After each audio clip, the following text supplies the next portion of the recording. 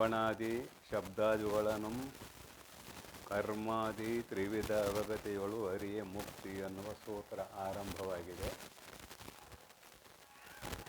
ಶ್ರವಣಾದಿ ಒಂದು ಗುಂಪು, ಶಬ್ದಾದಿ ಇನ್ನೊಂದು ಗುಂಪು, ಕರ್ಮಾದಿ ಮತ್ತೊಂದು ಗುಂಪು, ಮೂರು ಗುಂಪು ಮಾಡಿದ್ದಾರೆ.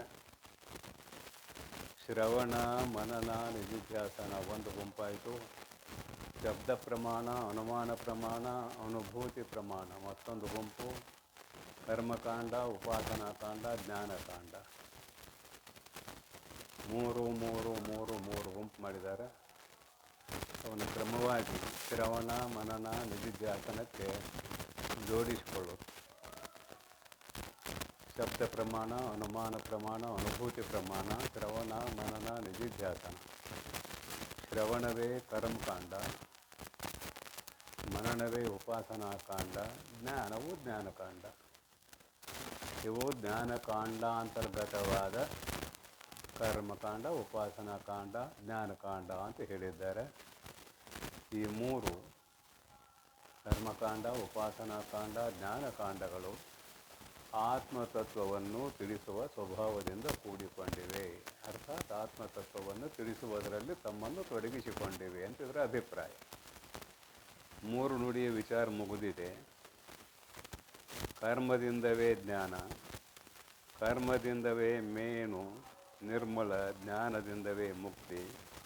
ಪೇರ್ಮೆಯೊಳು ಅಹುದು ಎಂಬುದು ಎಲೆ ತ್ರಿಕಾಂಡಗಳ ಅಥವಾ ತ್ರಿಕಾಂಡಗಳ ಧರ್ಮವು, ಸ್ವಭಾವವು ಆ ಶ್ರುತಿ ಶುದ್ಧವಿದು ತಾನು.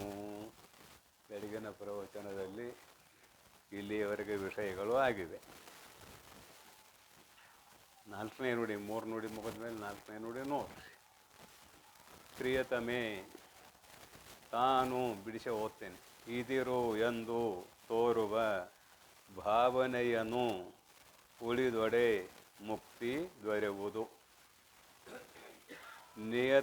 ನಿಯತವು ಅದಾಗಿ ನೀನು ಅರಿ ಮೋಕ್ಷ ವಿಷಯಕ್ಕೆ ಕ್ರಿಯೆಯು ಆತ್ಮ ಸುವಿಚಾರವೆನಬೇಕು.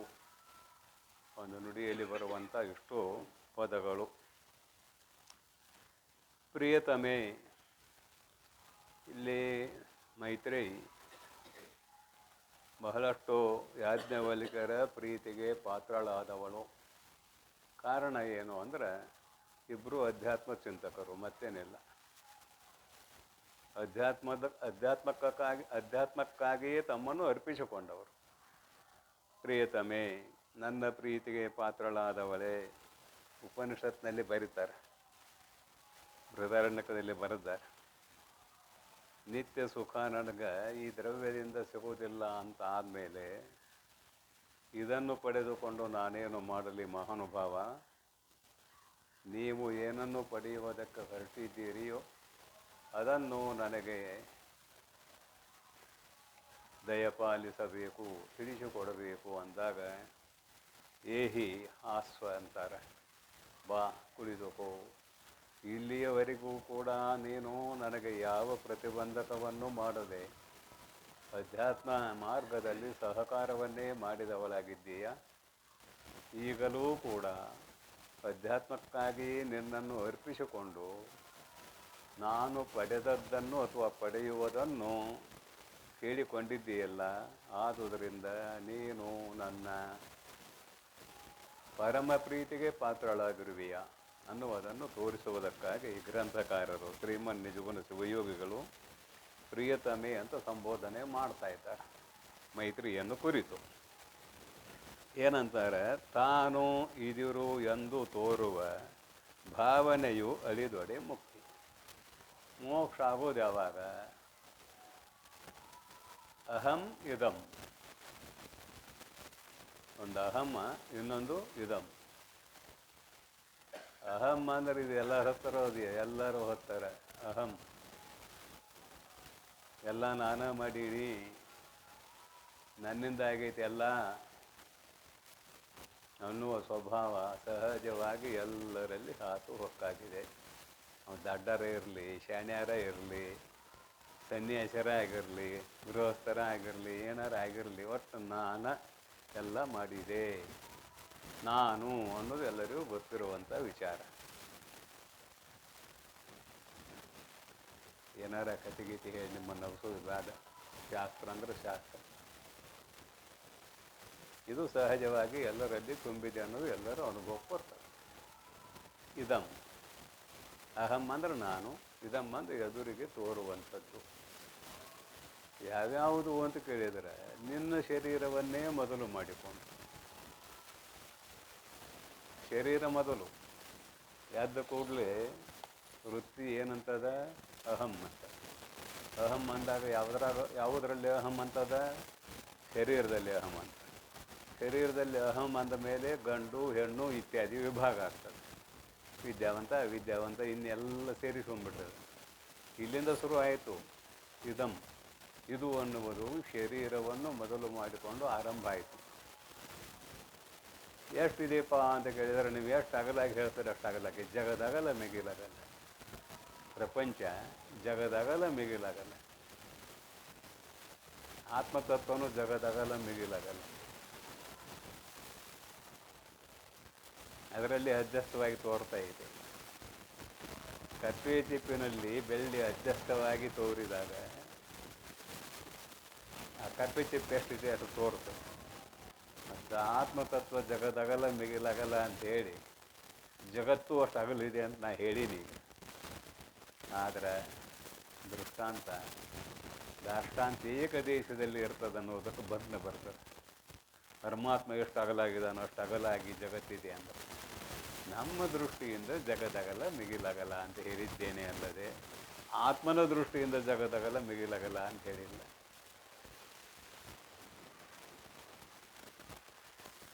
ಏಕಾಂಶೇನ ಸ್ಥಿತೋ ಜಗತ್ ತ್ರಿಪಾದಸ್ಯ ಅಮೃತಂ ದಿವಿ. ಒಂದು ಆತ್ಮನ ಒಂದು ಪಾದದಲ್ಲಿ 4ನೇ ಭಾಗದಲ್ಲಿ ಜಗತ್ತು ತೋರಿದೆ. ಇನ್ನು 12ನೇ ಭಾಗ ಅದು ಜಗತ್ತಿನ ಆಚೆಗೆ ಇದೆ ಉಪನಿಷತ್ ಪ್ರಮಾಣದಿಂದ. ಅಂತೂ ಜಗತ್ತು ಎಷ್ಟು ದೊಡ್ಡದು ಅನ್ನೋದು ನಿಮಗೆ ಗೊತ್ತಿದೆ. ಒಂದೊಂದು ಲೋಕಾರೂಢಿ ಒಂದೊಂದು ಜಾತಿ ಐತೆ ನೋಡ್ರಿ, ಕಲ್ಪಿಸ್ಕೊಂಡಿದ್ದೀರಿ ಅಲ್ಲ ಲೋಕಾರೂಢಿ. ಅವರು ಒಂದು ಊರು ಅವ್ರು ಕೂಡಬೇಕು, ಮಾತುಕತೆ ನಡಿಬೇಕು. ನೀವು ಯಾರು ಅಂತ ಮಾತುಕತೆ ನಡೆದಾಗ ನಾವು ಇಂಥವ್ರು ಅಂತ ಹೇಳಿದಾಗ ನೀವು ನಮ್ಮ ಸಂಬಂಧಿಕರಾದರೆ ನಮ್ಮ ಬೀಗರಿಂದ ಸಂಬಂಧಿಕರಾದೆ. ಇದು ಬೀಗರಿಂದ ಬೀಗರ ತಲಕ್ಕೆ ಹಾಕೊಂಡು ಹೋಗ್ರಿ. ಎರಡು ದೊಡ್ಡದಾಗತ್ತೆ ನೋಡಿ. ಅಂತೂ ಇದಮಾತ್ಮಕ ಬುದ್ಧಿಗೆ ಗೋಚರವಾಗುವುದು ಪ್ರಪಂಚ. ಒಂದು ಮಾತನ್ನ ಮುಗಿಸ್ಬಿಡೋಣ, ಮಾಲಾಗಲ್ಲ ಮಾಡೋದು ಬೇಡ. ಪ್ರಿಯತಮೆ, ತಾನು ಇದಿರೆಂದು ತೋರುವ ಭಾವನೆಯು, ಇದೊಂದು ಶಬ್ದ ಹಾಕ್ತಾರೆ. ಭಾವನೆಯು ತಾನು ಅನ್ನುವುದು ಭಾವನೆಗೆ ಒಳಪಟ್ಟದ್ದು, ಜಗತ್ತನ್ನುವುದು ಭಾವನೆಗೆ ಒಳಪಟ್ಟದ್ದು. ಇವೆರಡೂ ಸುಳ್ಳ. ಶರೀರ ನಾನಂತಾನೆ ಇದು ಸುಳ್ಳು, ಜಗತ್ತು ಇದೆ ಅಂತಾನೆ ಅದು ಸುಳ್ಳು. ಸುಳ್ಳಾದದ್ದು ಇರಬಾರ್ದಾಗಿತ್ತಲ್ಲ, ಕಾಣ್ತದೆ. ಯಾಕಂದ್ರೆ ಅದಕ್ಕೆ ಸುಳ್ಳು ಅಂತ ಹೇಳೋದು, ಕಾಣುವುದಕ್ಕೆ ಸುಳ್ಳು ಅಂತ ಹೇಳೋದು. ಕಾಣಲಾರದ್ದಕ್ಕೆ ಸುಳ್ಳು ಅಂತ ಹೇಳೋದಿಲ್ಲ ನಾವು, ಅಸತ್ ಅಂತ ಹೇಳ್ತೀವಿ. ಯಾವುದು ತೋರುವುದಿಲ್ಲವೋ ಅದಕ್ಕೆ ಅಸತ್ ಅಂತೆ, ಯಾವುದು ತೋರುತ್ತದೆಯೋ ಅದಕ್ಕೆ ಸುಳ್ಳಂತೆ. ಶಾಸ್ತ್ರೀಯ ಭಾಷೆ ಗೊತ್ತಾಗ್ತದಿಲ್ಲ. ಸುಳ್ಳು ಅಂದ್ರೆ ತೋರ್ತದೆ, ಅದಕ್ಕೆ ಇರುವಿಕೆ ಇಲ್ಲ ಅಂತ ಅರ್ಥ, ಇಷ್ಟೇ, ಮತ್ತೇನಿಲ್ಲ. ಅಂದ್ರೆ ಭಾವನಾತ್ಮಕವಾಗಿ ತೋರುವುದು ಜಗತ್ತು. ಭಾವನಾತ್ಮಕವಾಗಿ ತೋರುವ ಜಗದ ಅಂತರ್ಗತವಾದದ್ದು ಈ ಶರೀರ. ಈ ಶರೀರವು ಕೂಡ ಭಾವನಾತ್ಮಕವಾಗಿ ನಾನು ಎಂದು ನೀನು ತಿಳಿದುಕೊಂಡಿದ್ದೀಯ. ಇಲ್ಲಿ ಅಸಲ ಸುಳ್ಳಾದ್ಮೇಲೆ ಬಡ್ಡಿಯಲ್ಲಿ ಖರೆ ಆಕತಿ. ಈ ಶರೀರವೇ ಸುಳ್ಳು, ಇದು ಅಸಲ. ಇದಿದ್ದಾಗಲ್ಲ ಉಳಿದದ್ದೆಲ್ಲ ನೋಡೋದು, ಇದು ಅಸಲು. ಇದು ಈ ಅಸಲ ಸುಳ್ಳಾಯಿತು, ಮತ್ತು ಜಗತ್ತೇಲಿ ಸತ್ಯ ತೋರ್ತದೆ. ತೋರಕ್ಕೇನು ತಕರಾರಿಲ್ಲ, ಪರಂತು ಇರುವಿಕೆ ಅನ್ನೋದಿಲ್ಲ. ಈ ಪೂರ್ವದಲ್ಲಿ ಸಾಕಷ್ಟು ಸಲ ಇದ್ರ ಚರ್ಚೆ ಆಗಿದೆ. ಯಾಕೆ ಇರುವಿಕೆ ಇಲ್ಲ ಅನ್ನೋದನ್ನು ಸಂಯುಕ್ತಿಕವಾಗಿ ಪ್ರಮಾಣಬದ್ಧವಾಗಿ ತಿಳ್ಕೊಂಡು ಬಂದಿದ್ದೇವೆ. ತೋರುವ ಭಾವನೆಯು ಉಳಿದೊಡೆ, ಭಾವನೆಯನ್ನು ಉಳಿದೊಡೆ, ಭಾವನೆಯೂ ಅಲ್ಲ, ಭಾವನೆಯನ್ನು ಉಳಿದೊಡೆ. ಇಲ್ಲೇನು ಮಾಡಿದ್ರು ನೋಡ್ರಿ, ಭಾವನಾತ್ಮಕವಾಗಿ ತೋರ್ತದ. ಈ ಭಾವನೆ ಹೋಗ್ಬೇಕಷ್ಟೆ.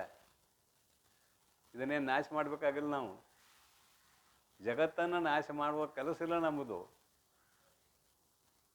ಸತ್ಯ ಅನ್ನುವ ಭಾವನೆ ಏನು ಬಂದಿದೆ ಅದು ಹೋಗ್ಬೇಕಷ್ಟೆ. ತೋರಾಕೆ ಏನು ಮಾಡಿ ತಕರಾರಿಲ್ಲ. ಸತ್ಯ ಅನ್ನುವ ಭಾವನೆ ಹೋಗ್ಬೇಕು. ಜಗತ್ತು ಸುಳ್ಳಾದರೂ ಕೂಡ ನಾವು ನೀವು ಅದು ಸತ್ಯ ಅಂತ ತಿಳ್ಕೊಂಡು ದುಡಿಯಾಕೆ ಹತ್ತಿದ್ದೆವು. ಏನು ಸುಳ್ಳು ಅಂತ ತಿಳ್ಕೊಂಡು ದುಡಿಯಾಕೆ ಹತ್ತಿದ್ದೆವು? ಸತ್ಯ ಅನ್ನುವ ಭಾವನೆ ಇದ್ದಲ್ಲಿಯೇ ದುಡಿಯುತ್ತಿದ್ದೇವೆ. ಸುಳ್ಳನ್ನು ಭಾವನೆ ಆಗಿದ್ರೆ ದುಡಿತಿದ್ವಿ ಯಾಕೆ? ದುಡಿತಿರ್ಲಿಲ್ಲ. ಅದಕ್ಕಾಗಿ ತೋರುವಂತಹ ಜಗತ್ತು ತೋರ್ತಾ ಇರಲಿ, ಅದು ಸತ್ಯ ಅನ್ನುವ ಭಾವನೆಯನ್ನು ತೆಗೆದು ಹಾಕು. ನಿನ್ನ ಕೆಲಸ ಇಷ್ಟೇ, ಮತ್ತೇನಿಲ್ಲ. ಇದನ್ನು ಮಾಡೋಕ್ಕೆ ಎಷ್ಟು ಜನ್ಮಗಳು ಬೇಕೋ ಏನೋ ಗೊತ್ತಿಲ್ಲ. ಇಷ್ಟನ್ನು ಮಾಡೋಕ್ಕೆ ಎಷ್ಟು ಜನ್ಮಗಳು ಬೇಕೇನೋ ಗೊತ್ತಿಲ್ಲ. ಯಾಕಂದ್ರೆ ಅಂಟಿಕೊಂಡು ಬಂದಿದ್ದೇವೆ. ಜಗತ್ತು ಸತ್ಯ, ಈ ಶರೀರ ಇದು ಸತ್ಯ, ಇದು ನಾನು ಅನ್ನೋ ಒಂದು ಭಾವದಿಂದ ಕೂಡ್ಕೊಂಡು ಬಂದುಬಿಟ್ಟಿದ್ದೇವೆ. ಅದಕ್ಕೆ ಹೇಳ್ತಾರೆ ಭಾವನೆಯನ್ನು ಉಳಿದೊಡೆ. ಅಲ್ಲಿ ಶಬ್ದಾರ್ಥ ನೋಡ್ಕೊಂಡು ಹೋಗ್ರಿ. ಇದು ವ್ಯಾಖ್ಯಾನನೂ ಇದ್ರದ್ದು, ಮತ್ತು ವ್ಯಾಖ್ಯಾನ ಮಾಡೋ ಕೆಲಸ ಏನಿಲ್ಲ. ಭಾವನೆಯನ್ನು ಉಳಿದೊಡೆ ಮುಕ್ತಿ ದೊರೆಯುವುದು.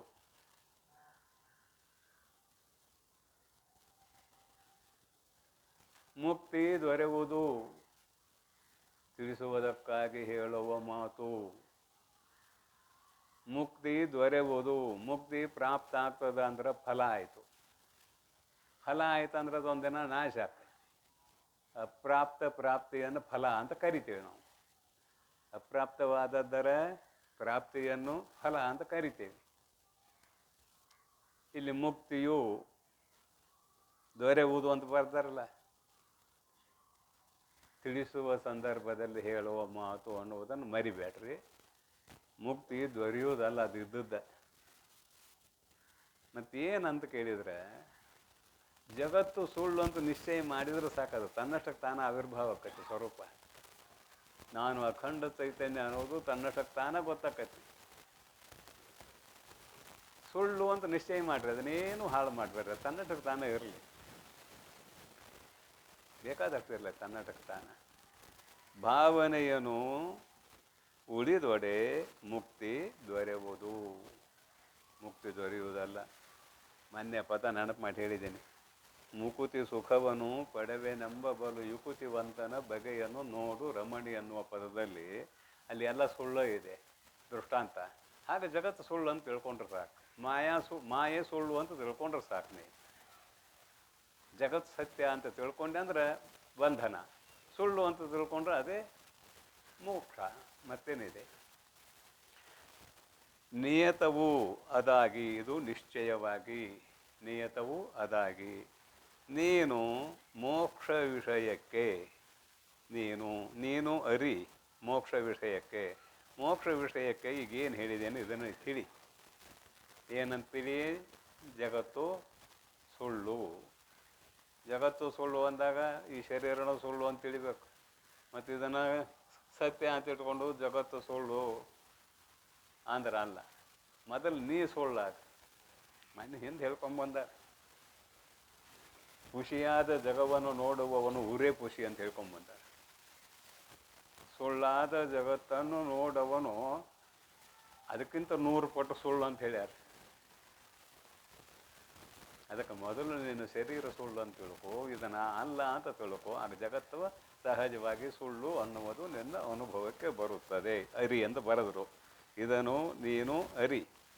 ಮೋಕ್ಷ ವಿಷಯಕ್ಕೆ ಕ್ರಿಯೆಯು ಆತ್ಮ ಸುವಿಚಾರವೆನಬೇಕು.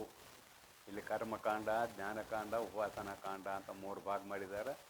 ಕರ್ಮಕಾಂಡ ಏನಂತಾರೆ ನೋಡು. ಮೋಕ್ಷ ವಿಷಯಕ್ಕೆ ಕ್ರಿಯೆಯು ಆತ್ಮ ಸುವಿಚಾರವೆನಬೇಕು.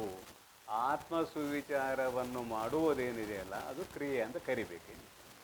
ಆತ್ಮ ಅಂದರೆ ಯಾರು, ಅನಾತ್ಮ ಅಂದರೆ ಯಾರು, ಆತ್ಮನ ಸ್ವರೂಪ ಹೇಗೆ, ಅನಾತ್ಮದ ಸ್ವರೂಪ ಹೇಗೆ, ಇದನ್ನು ಸರಿಯಾಗಿ ವಿಚಾರ ಮಾಡುವ ತನ ಎಲ್ಲಿ ಇದೆಯಲ್ಲ ಅದು ಕ್ರಿಯೆ ಅಂತ ಕರೆಸ್ಕೊಳ್ತದೆ. ಕರ್ಮಕಾಂಡ ಅಂತ ಕರೆಸ್ಕೊಳ್ತದೆ. ಆತ್ಮನ ಸುವಿಚಾರ ನಮಗೆ ಬರಬೇಕಾದ್ರೆ ನಾವೆಲ್ಲಿ ಬರಬೇಕು ಅಂದರೆ ಸ್ವತಂತ್ರವಾಗಿ ವಿಚಾರ ಮಾಡೋಕ್ಕೆ ಬರೋದಿಲ್ಲ, ಗುರುಗಳ ಬಳಿಗೆ ಬರಬೇಕು. ಗುರುಗಳ ಬಳಿಗೆ ಬರದೆ ಆತ್ಮವಿಚಾರ ಮಾಡೋಕೆ ಹೋದೆವು ಅಂದರೆ ಯಾವುದಕ್ಕೆ ಆತ್ಮಂತೇವೋ ಏನಂತೇವೋ ಗೊತ್ತಾಗೋದಿಲ್ಲ. ಪುಸ್ತಕ ಓದಿ ಆತ್ಮನ ತಿಳ್ಕೊಳ್ತೇನಂದ್ರೆ ಅದು ಸುತರಾಮ್ ಹೊಂದುವುದಲ್ಲ. ಅದಕ್ಕಾಗಿ ಗುರುವಿನ ಬಳಿಗೆ ಬರಬೇಕು. ಗುರು ಯಾರು ಅನ್ನೋದನ್ನು ಹೇಳ್ಕೊಂಡ್ಬಂದ. ಇಲ್ಲಂತೂ ಪರಮಾನುಭವ ಬೋಧೆಯಲ್ಲಿದ್ದೇವೆ. ಉತ್ತಮ ಜಿಜ್ಞಾಸುವಾಗಿರುವ ಮೈತ್ರಿಯನ್ನು ಮುಂದಿಟ್ಟುಕೊಂಡು ಶಾಸ್ತ್ರ ಆರಂಭ ಆಗಿದೆ. ಆದುದರಿಂದ ಇಲ್ಲಿ ಶ್ರೋತ್ರಿಯತ್ವ ಬ್ರಹ್ಮನಿಷ್ಠತ್ವ ಇರುವಂತಹ ಮಹಾನುಭಾವನೆ ಗುರು ಶಬ್ದಕ್ಕೆ ಅರ್ಹ. ಇದಕ್ಕೆ ಪೂರ್ವದಲ್ಲಿ ತನ್ನನ್ನು ಅರಿತವನು ಗುರು ಅಂತ ಹೇಳ್ಕೊಂಬತ್ತಾರೆ. ಇದಕ್ಕಿಂತ ಪೂರ್ವದಲ್ಲಿ ತನ್ನನ್ನು ತಾನು ತಿಳಿದವನು.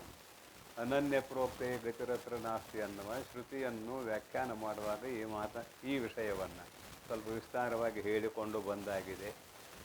ಶಿಷ್ಯನ ಶರೀರದಲ್ಲಿ ಇರುವ ಆತ್ಮವೂ ನಾನೇ, ಈ ಹೇಳುವ ಶರೀರದಲ್ಲಿರುವ ಆತ್ಮನೂ ನಾನೇ. ಅವಿದ್ಯಾ ಉಪಾಧಿ ಅವನ ನಾಶ ಆಗಿಲ್ಲ, ಅಷ್ಟಕ್ಕಾಗಿ ಅವನಿಗೆ ಬೋಧೆ ಮಾಡಬೇಕಾಗಿ. ಈಗ ಗುರು ಅಂತೂ ತಾನ ಆರೋಪ ಮಾಡಿಕೊಂಡಿದ್ದಾನೆ ಇಂದ್ರಿಯಾದಿಗಳನ್ನು.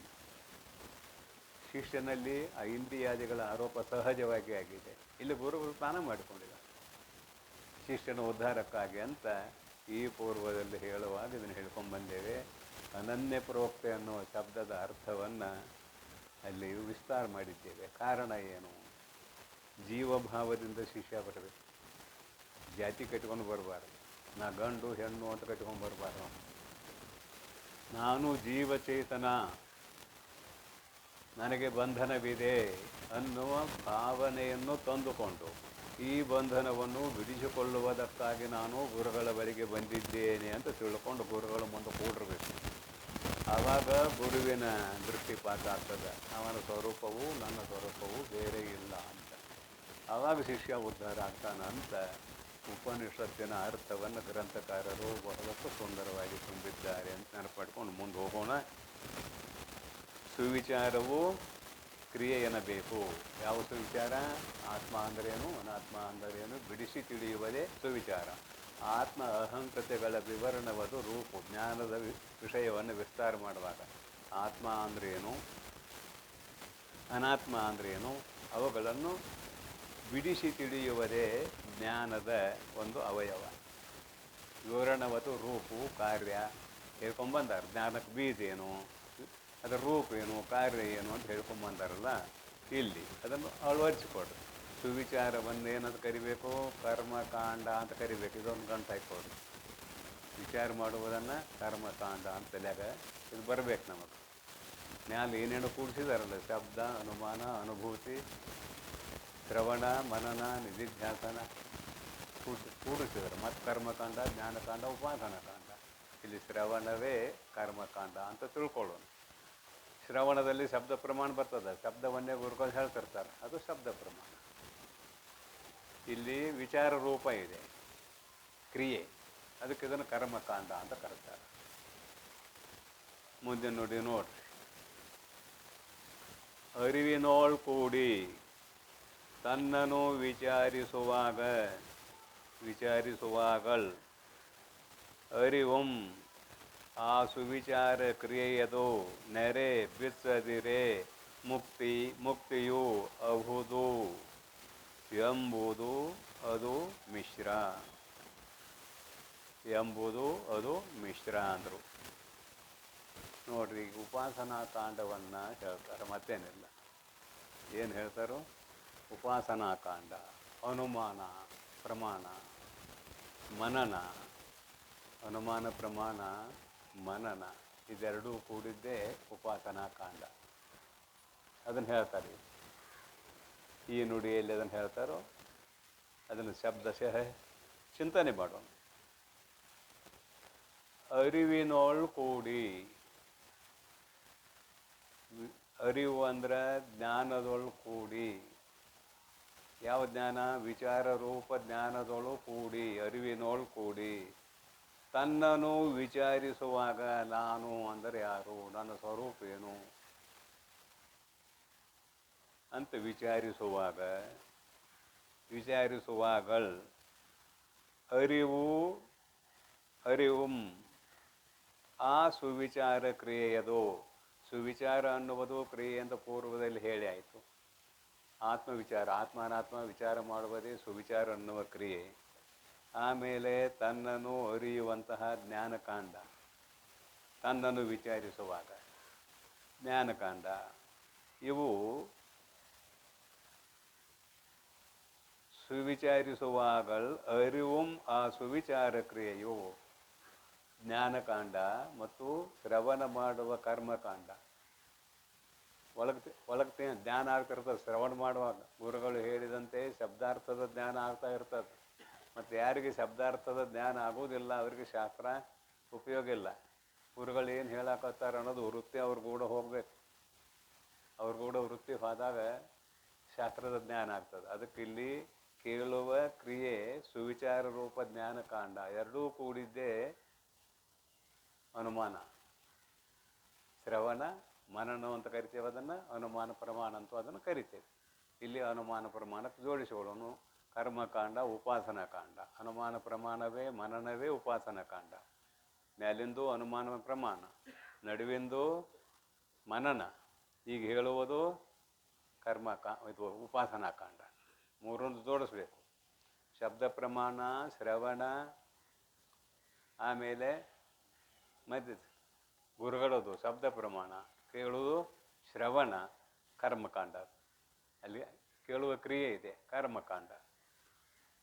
ಇವನು ಬಿಚ್ಚದಿರೆ ಅಂದರೆ ಇಲ್ಲಿ ಅಭಿಪ್ರಾಯ ಶ್ರವಣ ಮತ್ತು ಅದರಿಂದ ಉಂಟಾಗುವ ತಿಳಿವಳಿಕೆಯು ಎರಡೂ ಬಿಚ್ಚದೆ ಹೋದರೆ ಇಲ್ಲಿ ಭೇದ ಸಾಧಕ ಯುಕ್ತಿಗಳು ಕೂಡ ಅನ್ವಯ ಆಗ್ತಾ ಇರ್ತಾವೆ. ಇದು ಬಿಚ್ಚದೆ ಹೋದರೆ ಏನಾಗ್ತದೆ ಅಂತ ಕೇಳಿದರೆ ಉಪಾಸನಾ ಕಾಂಡ ಆಗ್ತದೆ. ಮಧ್ಯದ್ದು ಕರ್ಮಕಾಂಡ, ಎರಡನೇದು ಉಪಾಸನಾ ಕಾಂಡ. ನೋಡ್ರಿ ಬರೀತಾರೆ ಇನ್ನೊಂದ್ಸಲ ಬೇಕಾರೆ. ಅರಿವಿನೋಳ್ ಕೂಡಿ ಜ್ಞಾನದೊಡನೆ ಕೂಡಿಕೊಂಡು ತನ್ನನ್ನು ಸುವಿಚಾರಿಸುವಾಗಲ್ ತನ್ನ ಸ್ವರೂಪವನ್ನು ಯಥಾರ್ಥವಾಗಿ ವಿಚಾರ ಮಾಡುತ್ತಿರುವಾಗ ಅರಿವು ಅಂದರೆ ತಿಳುವಳಿಕೆ ಸುವಿಚಾರ ರೂಪ ಕ್ರಿಯೆ ಇದು. ಶ್ರವಣ ಮಾಡುವಾಗ ಅದನ್ನು ಕ್ರಿಯೆ ಅಂತ ಕರೆದೇವೆ. ಕ್ರಿಯೆಯು ನೆರೆ ಚೆನ್ನಾಗಿ ಬಿಚ್ಚದೆ ಇರೆ ಅವೆರಡೂ ಕೂಡಿಕೊಂಡು ಇದ್ದರೆ ಮುಕ್ತಿಯು ಅಹುದೆಂಬುದು ಅದು ಮಿಶ್ರವು. ಇದರಿಂದ ಮೋಕ್ಷ ಆಗ್ತದೆ. ಮೋಕ್ಷ ಅಂದ್ರೆ ಏನು? ಆವರಣ ದೋಷ ನಿವೃತ್ತಿ ಆಗ್ತದೆ ಅಂತ ಅಭಿಪ್ರಾಯ. ಅದು ಮಿಶ್ರವು. ಇವೆರಡೂ ಕೂಡಿದಾವು. ಕರ್ಮನೂ ಕೂಡಿದೆ, ಜ್ಞಾನನೂ ಕೂಡಿದೆ. ಇಲ್ಲಿ ಮಿಶ್ರವು. ನೀನು ನಿರ್ಮಲ ಮತಿವಂತೆ ಅರಿ, ನೀನು ತಿಳಿ. ಇಲ್ಲಿ ಬಾಯಿ ಬಿಟ್ಟವರು ಉಪಾಸನಾ ಕಾಂಡ ಅಂತ ಹೇಳಿಲ್ಲ, ಆದರೆ ಇದು ಉಪಾಸನಾ ಕಾಂಡ. ಬಾಯಿ ಬಿಟ್ಟು ಇಲ್ಲಿ ಶಬ್ದದಲ್ಲಿ ಉಪಾಸನಾ ಕಾಂಡ ಅಂತ ಬಂದಿಲ್ಲ. ಇದು ಶಾಸ್ತ್ರ ಹೇಳುವವರ ಕರ್ತವ್ಯ. ಅದಕ್ಕೆ ಪುಸ್ತಕ ಓದಿದ್ರೆ ಅರ್ಥ ಆಗೋದಿಲ್ಲ ಅಂತ ಮೊದಲೇ ಹೇಳಿ ಆಗಿದೆ. ಗುರುಗಳು ಅದನ್ನು ತೆಗೆದು ಹೇಳಬೇಕಾಗ್ತದೆ. ಇಲ್ಲಿ ಎರಡೂ ಕೂಡಿದ್ದು, ಕರ್ಮನೂ ಇದೆ, ಸುವಿಚಾರನೂ ಇದೆ, ಮನನದಲ್ಲಿ ಚಿಂತನವೂ ಇದೆ, ಮಾಡುವಂತಹ ಕ್ರಿಯೆಯೂ ಇದೆ. ಅದನ್ನು ಉಪಾಸನಾ ಕಾಂಡ ಅಂತ ಕರ್ಕೊಂಡು ಬಂದಿದ್ದೇವೆ. ಶ್ರವಣವೇ ಕರ್ಮ, ಮನನವೇ ಉಪಾಸನಾ ಕಾಂಡ ಅನ್ನೋದಕ್ಕೆ ಹೊಂದಬೇಕಲ್ಲ. ಇನ್ನು ಮುಂದಿನ ನೋಡೋಣ. ಜ್ಞಾನಕಾಂಡ ಅಂತ ಏನು ಹೇಳ್ತಾರೋ ನೋಡೋಣ. ನಿರ್ಮಲ ಮತಿವಂತೆ ಅರಿ. ಮರೆವೆ ಎಂಬುವುದು ಬಂಧವು, ಅರಿವೇ ತನಗೆ ಮುಕ್ತಿ. ನೆರೆ ಬಂಧವದು ಪುಷಿ ಪೂರ್ಣಂಗೆ, ಕರೆ ಮರೆ ಏನೆಂಬ ತಿಳಿವೆ ಸಮ್ಯಕ್ ಜ್ಞಾನ. ಈಗ ಜ್ಞಾನಕಾಂಡ ಹೇಳ್ತಾರೆ. ಇದರಿಂದ ನೋಡ್ರಿ, ಬಂಧ ಅಂದ್ರೆ ಏನು, ಮೋಕ್ಷ ಅಂದ್ರೆ ಏನು ಅನ್ನೋದನ್ನ ಇಲ್ಲಿ ಬರೆದ್ದಾರೆ. ಮರೆವೆ ಎಂಬುದು ಬಂಧ. ತನ್ನನ್ನು ತಾನು ಮರೆತಿರುವುದೇ ಬಂಧನ. ಅದಕ್ಕೆ ಇನ್ನೊಂದು ಶಬ್ದ ಅಜ್ಞಾನ. ತನ್ನನ್ನು ತಾನು ಮರೆತಿರುವುದು ಬಂಧನ, ಅದಕ್ಕೆ ಅಜ್ಞಾನ ಅಂತ ಇನ್ನೊಂದು ಶಬ್ದ ಹೇಳ್ತೇವೆ. ಇದು ಸ್ಥೂಲವಾಗಿ. ಇದಕ್ಕೆ ಇನ್ನೊಂದಿಟ್ಟು ಸೂಕ್ಷ್ಮತೆ ತರುವುದು ಅಂದ್ರೆ ತನ್ನನ್ನು ತಾನು ಮರೆತಂತೆ ಆದದ್ದೇ ಬಂಧನ. ವ್ಯತ್ಯಾಸ ಗೊತ್ತಾಯ್ತಲ್ಲ? ತನ್ನನ್ನು ತಾನು ಸಂಪೂರ್ಣ ಮರ್ತಿಲ್ಲ. ಸಂಪೂರ್ಣ ಮರ್ತಿದ್ರೆ ವಿಚಾರ ಮಾಡಕ್ಕೆ ತೊಡಗ್ತಿರ್ಲಿಲ್ಲ. ಅದಕ್ಕಾಗಿ ಮರೆವೆ ಎಂಬುದು ಬಂಧ ಅಂತ ಶಬ್ದ, ಮರೆವೆ ಅನ್ನುವುದು ಬಂಧ ಅಂತ ಬರೆದಾಗ ಸಂಪೂರ್ಣ ಮರೆತಿದ್ದಾನೆ ತನ್ನನ್ನು ಅಂತ ಅರ್ಥ ಮಾಡಿದೀವಿ ಅಂತ ಇಟ್ಕೊಳ್ರಿ, ಅದು ಹೊಂದೋದಿಲ್ಲ. ಯಾಕೆ ಹೊಂದೋದಿಲ್ಲ? ಇವ ಅರುಸ್ವರೂಪ, ಸಂಪೂರ್ಣ ತನ್ನನ್ನು ತನಗೆ ಮರೆಯಲಿಕ್ಕೆ ಆಗುವುದಿಲ್ಲ, ಮರೆತಂತೆ ಆಗಿದೆ. ಅದಕ್ಕೆ ಮರೆವೆ ಅನ್ನುವುದು ಬಂಧ ಅಂದ್ರೇನು? ಮರೆತಂತೆ ಆದದ್ದೇ ಬಂಧನ. ಬಂಧವು ಅರಿವೇ ತನಗೆ ಮುಕ್ತಿ. ಅರಿವು ಅಂದ್ರೆ ಏನು ಅನ್ನೋದು ಮುಂದೆ ವಿಸ್ತಾರ ಮಾಡ್ತಾರೆ ಅವರು. ಜ್ಞಾನವೇ ತನಗೆ ಮೋಕ್ಷವನ್ನು ಕೊಡುವಂಥದ್ದು. ಜ್ಞಾನಾದೇವತು ಕೈವಲ್ಯಂ ಇತಿ ಶ್ರುತ್ಯ ನಿಗದ್ಯತೆ. ಜ್ಞಾನಸ್ಯ ಮುಕ್ತಿ ಹೇತುತ್ವಂ ಅನ್ಯ ವ್ಯಾವೃತ್ತಿ ಪೂರ್ವಕಂ ಅಂತ ಒಂದು ಪ್ರಮಾಣ ಇದೆ. ಜ್ಞಾನಾತ್ ಏವ ತು ಕೈವಲ್ಯಂ. ತು ಅಂತ ಒಂದು ಶಬ್ದ ಹಾಕ್ತಾರೆ ಸಂಸ್ಕೃತ ಭಾಷೆಯಲ್ಲಿ. ಆ ತು ಅನ್ನೋ ಶಬ್ದ ಯಾಕೆ ಹಾಕ್ತಾರೆ ಅಂತ ಕೇಳಿದರೆ, ಕರ್ಮಕಾಂಡ, ಉಪಾಸನಾಕಾಂಡ, ಜ್ಞಾನಕಾಂಡ ಅಂತ 3 ಕಾಂಡಗಳು ಹೊರಗೆ. ಈಗ ಜ್ಞಾನಕಾಂಡ ಅಂತರ್ಗತವನ್ನು ಬಿಡ್ರಿ ಅವನಿಗೆ. ನಿಷ್ಕಾಮ ಕರ್ಮ, ನಿಷ್ಕಾಮ ಉಪಾಸನೆಯನ್ನು ಹೇಳ್ತೇವಲ್ಲ ಹೊರಗೆ. ಕರ್ಮಕಾಂಡ ಚಿತ್ತಶುದ್ಧಿಗೆ ಒಂದು ಕರ್ಮಕಾಂಡ, ಒಂದು ಉಪಾಸನಾಕಾಂಡ. ಆಮೇಲೆ ಚಿತ್ತಶುದ್ಧಿ ಆದ ಮೇಲೆ ಆತ್ಮ ಅನಾತ್ಮ ವಿಚಾರ ರೂಪ ಜ್ಞಾನಕಾಂಡ. ಇಲ್ಲಿ 3 ಕಾರಣ ಇದಾವೆ ಮೋಕ್ಷಕ್ಕೆ. ನಿಷ್ಕಾಮ ಕರ್ಮ ಮತ್ತು ನಿಷ್ಕಾಮ ಉಪಾಸನೆ ಮಾಡದೆ ಹೋದರೆ ಚಿತ್ತಶುದ್ಧಿ ಆಗುವುದಿಲ್ಲ. ಚಿತ್ತಶುದ್ಧಿ ಆಗಬೇಕಾದರೆ ಫಲಾಪೇಕ್ಷೆ ಇಲ್ಲದೆ ವೇದ ವಿಹಿತವಾದ ಕರ್ಮಗಳ, ಸ್ಮೃತಿಗಳಲ್ಲಿ ವಿಹಿತವಾದ ಕರ್ಮಗಳ ಅನುಷ್ಠಾನ ಮಾಡಬೇಕು. ಹೇಗೆ? ಫಲಾಪೇಕ್ಷೆ ಇಲ್ಲದೆ. ಹಾಗೆ ದೇವತಾದಿ ಪೂಜಾದಿಗಳನ್ನು, ದೇವತಾದಿಗಳ ಸ್ತೋತ್ರಗಳನ್ನು ಫಲಾಪೇಕ್ಷೆ ಇಲ್ಲದೆ ಮಾಡುವುದೇ ಉಪಾಸನಾಕಾಂಡ. ಆ ಉಪಾಸನಾಕಾಂಡ ಫಲಾಪೇಕ್ಷೆ ಇಲ್ಲದೆ, ಕರ್ಮಕಾಂಡ ಫಲಾಪೇಕ್ಷೆ ಇಲ್ಲದೆ ಅನುಷ್ಠಾನಗೊಂಡದ್ದೇ ಆದರೆ ಮಲದೋಷದ, ವಿಕ್ಷೇಪ ದೋಷದ ನಿವಾರಣೆ ಆಗ್ತದೆ. ಕರ್ಮದಿಂದ ಮಲದೋಷ, ಉಪಾಸನೆಯಿಂದ ವಿಕ್ಷೇಪ ದೋಷದ ನಿವಾರಣೆ ಆಗ್ತದೆ. ಉಳಿದದ್ದೊಂದು ಬಾಕಿ ಆವರಣ ದೋಷ. ಆವರಣ ದೋಷ ಇರುವುದರಿಂದಲೇ ಇವನಿಗೆ ತನ್ನನ್ನು ತಾನು ಮರೆತಂತೆ ಆಗಿದೆ. ಮರ್ತಿಲ್ಲ, ಮರೆತಂತೆ ಆಗಿದೆ. ಮರೆತಂತೆ ಆಗುವುದಕ್ಕೆ ಕಾರಣ ಏನೋ? ಆವರಣ ದೋಷ ಕಾರಣ ಇಲ್ಲಿ. ಆಯಿತು, ಮರೆತಂತೆ ಆಗಿದೆ. ಮರೆವೆ ಎಂಬುದು ಬಂಧವು ಅರಿವೇ ತನಗೆ ಮುಕ್ತಿ. ಜ್ಞಾನವೇ ತನಗೆ ಮೋಕ್ಷವನ್ನು ಕೊಡುವಂಥದ್ದು. ಜ್ಞಾನಾದೇವತು ಕೈವಲ್ಯಂ. ಇಲ್ಲಿ ತು ಅನ್ನೋದು ಯಾಕೆ ಬಂತು ಅಂತ ನೆನಪು ಮಾಡಿದ್ದೀನಿ. ತು ಅಂದ್ರೆ ಕರ್ಮಕಾಂಡವೂ ಕಾರಣ, ಉಪಾಸನಾಕಾಂಡವೂ ಕಾರಣ ಮೋಕ್ಷಕ್ಕೆ, ಜ್ಞಾನವೂ ಕಾರಣ ಅಂತ 3 ಕಾರಣ ಅಂತ ತಿಳ್ಕೊಳ್ಬಾರ್ದು.